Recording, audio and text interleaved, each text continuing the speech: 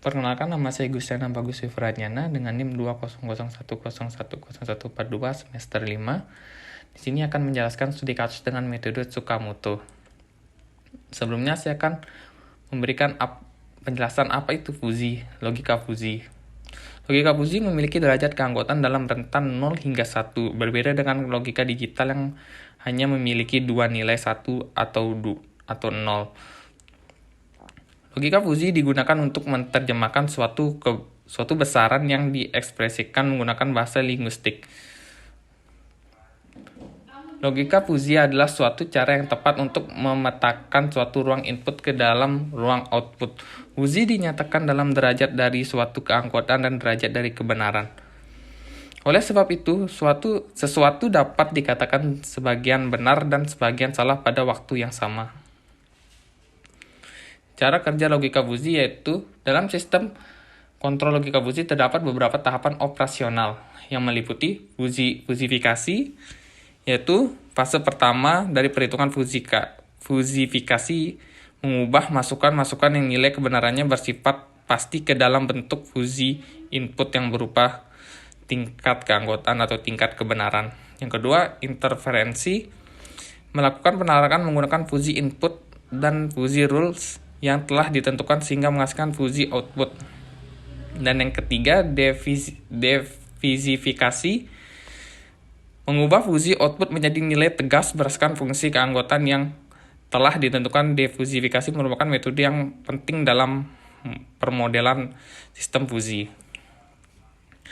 Apa itu metode Tsukamoto? Metode fuzi Tsukamoto merupakan metode yang digunakan untuk membantu dalam pemberian rekomendasi secara cepat, tepat, dan akurat. Maka dikembangkan sebuah aplikasi yang dapat memberi rekomendasi terhadap penentuan karyawan berkinerja terbaik berdasarkan kriteria yang sudah ditentukan. Tahapan Tsukamoto yaitu dalam inferensi metode Tsukamoto menggunakan tahapan berikut. Yang pertama, pembentukan himpunan fuzi. Variabel input maupun output dibagi menjadi satu atau lebih himpunan fuzi. Yang kedua, fuzifikasi, yaitu menentukan derajat keanggotaan variabel input. Yang ketiga, pembentukan basis pengetahuan fuzi, rule dalam bentuk if then. Yang keempat, implikasi dengan fungsi min untuk mendapatkan nilai alpha predikat tiap-tiap rule alpha 1, alpha 2, alpha 3, dan seterusnya. Kemudian masing-masing nilai alpha predikat ini digunakan untuk menghitung keluaran hasil inferensi secara tegas, atau bisa dibilang CRIPS, masing-masing rule. Baiklah, di sini saya memiliki studi kasus. Suatu perusahaan makanan kaleng akan memproduksi makanan jenis tuna.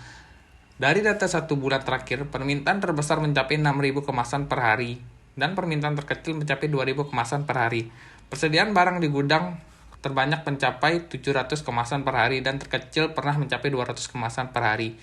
Dengan segala keterbatasannya, perusahaan sampai saat ini baru mampu memproduksi barang maksimum 7.000 kemasan per hari. Untuk efisiensi mesin dan sumber daya manusia, tiap hari diharapkan perusahaan memproduksi paling tidak 2.000 kemasan.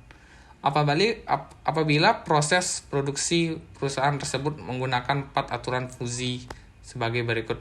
Rule 1, if permintaan turun and persediaan banyak, dan produksi barang berkurang.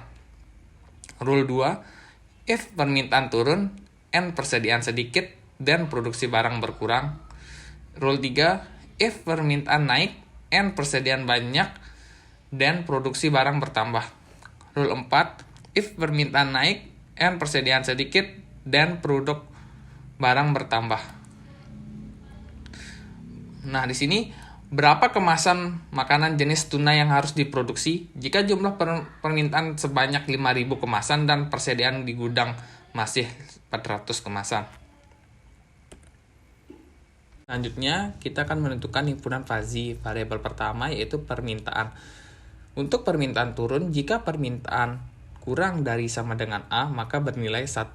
Jika permintaan lebih dari sama dengan A dan kurang dari sama dengan B, maka menggunakan B min X per B min A. Jika permintaan lebih dari sama dengan B, maka bernilai 0. Dan untuk permintaan naik. Jika permintaan kurang dari sama dengan A, maka bernilai 0. Jika permintaan lebih dari sama dengan B dan kurang dari sama dengan A, maka menggunakan X min A per B min A. Jika permintaan lebih dari sama dengan B, maka bernilai 1. Sekarang,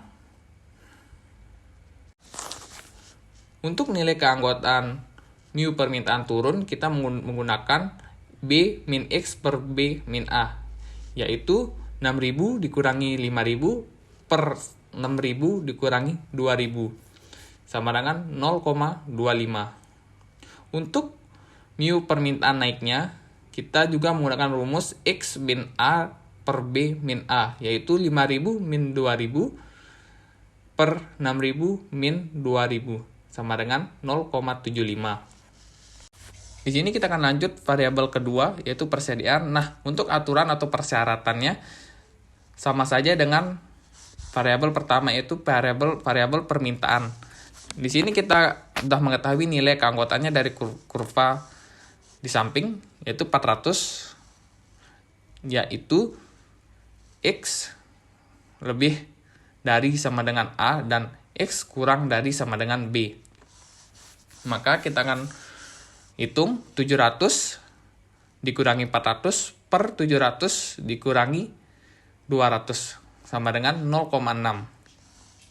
Di sini juga untuk persediaan banyaknya sama menggunakan rumus X min A per B min A. Di sini kita hitung saja 400 min 200 per 700 min 200, sama dengan 0,4. Untuk variabel ketiga, yaitu produksi, kita akan menentukan himpunan Uzi, yaitu untuk produksi barang berkurang jika Z kurang dari sama dengan A, maka bernilai 1. Jika Z lebih dari sama dengan A dan kurang dari sama dengan B, maka menggunakan rumus B min Z per B min A. Jika Z lebih dari sama dengan B, maka bernilai 0. Untuk barang bertambah, jika Z kurang dari sama dengan A, maka bernilai 0. Jika Z lebih dari sama dengan B dan kurang dari sama dengan A, maka menggunakan Z min A per B min A. Jika Z lebih dari sama dengan B, maka bernilai 1. Di sini kita akan mencari Z-nya dengan rule-rule yang ada. Baiklah, kita akan lanjut ke tahapan inferensi. Kita mempunyai rule pertama, if permintaan turun, and persediaan banyak, dan produksi barang berkurang. Alpha predikat 1 sama dengan mu permintaan turun, and persediaan banyak. Di sini kita akan mencari nilai minimum atau nilai terkecil dari permintaan turun dan persediaan banyak. Nilai terkecil dari 0,25 dan 0,4 adalah 0,25. Selanjutnya kita akan menghitung himpunan produksi barang berkurang, yaitu 7.000 min Z per 6.000 sama dengan 0,25. Kita di sini mendapatkan nilai Z1 sama dengan 5.500. Rule kedua, if permintaan turun and persediaan sedikit dan produksi barang berkurang, alpha predikat 2 sama dengan mu permintaan turun and persediaan sedikit. Di sini sama juga dengan rule pertama, kita akan mencari nilai minimum dari permintaan turun dan persediaan sedikit. Ini dari nilai 0,25 dan 0,6 kita mendapatkan nilai minimum atau nilai paling kecil, yaitu 0,25. Sekarang kita akan menghitung himpunan produksi barang berkurang. 7.000 min Z per 6.000 sama dengan 0,25. Kita mendapatkan hasil Z2 sama dengan 5.500. Nah, lanjut ke rule ketiga. If permintaan naik and persediaan banyak dan produksi barang bertambah. Alpha predikat 3, mu permintaan naik and persediaan banyak sama dengan rule 1, rule 2. Kita mencari nilai paling minimum dan atau paling terkecil dari permintaan naik dan persediaan banyak. Dari nilai permintaan naik dan persediaan banyak 0,75 dan 0,4, yang paling minimum atau terkecil adalah 0,4. Jadi selanjutnya kita akan menghitung himpunan produksi barang bertambah. Z min 200 per 6.000, Z min 2.000 per 6.000 sama dengan 0,4. Dan kita akan mendapatkan hasil Z3 yaitu 4.400. Kita lanjut ke rule keempat, yaitu if permintaan naik and persediaan sedikit dan produksi barang bertambah. Alpha predikat 4 sama dengan mu permintaan naik and permintaan sedikit. Sama dengan rule 1, rule 2, dan rule 3, kita akan mencari nilai terkecil dari permintaan naik dan persediaan sedikit. Nah, dari nilai 0,75 dan 0,6, yang paling minimum atau terkecil adalah 0,6. Jadi selanjutnya kita akan menghitung himpunan produksi barang bertambah. Z min 2.000 per 6.000 sama dengan 0,6. Jadi kita telah menemukan hasilnya yaitu Z4 sama dengan 5.600. Jadi kita akan melanjutkan tahap difusifikasi, yaitu Z sama dengan alpha predikat 1 dikali Z1 ditambah alpha predikat 2 dikali Z2 ditambah alpha predikat 3 dikali Z3 ditambah alpha predikat 4 dikali Z4 per alpha predikat 1 ditambah alpha predikat 2 ditambah alpha predikat 3 ditambah alpha predikat 4.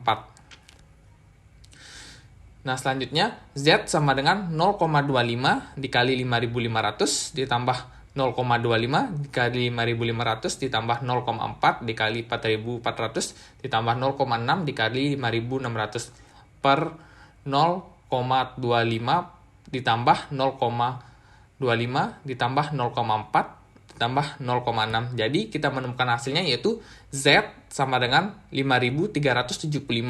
Jadi jumlah makanan kaleng jenis tuna yang harus diproduksi adalah 5.375 kemasan. Sekian dari saya. Apabila ada yang salah atau kurang enak didengar, saya mohon maaf. Sekian, terima kasih.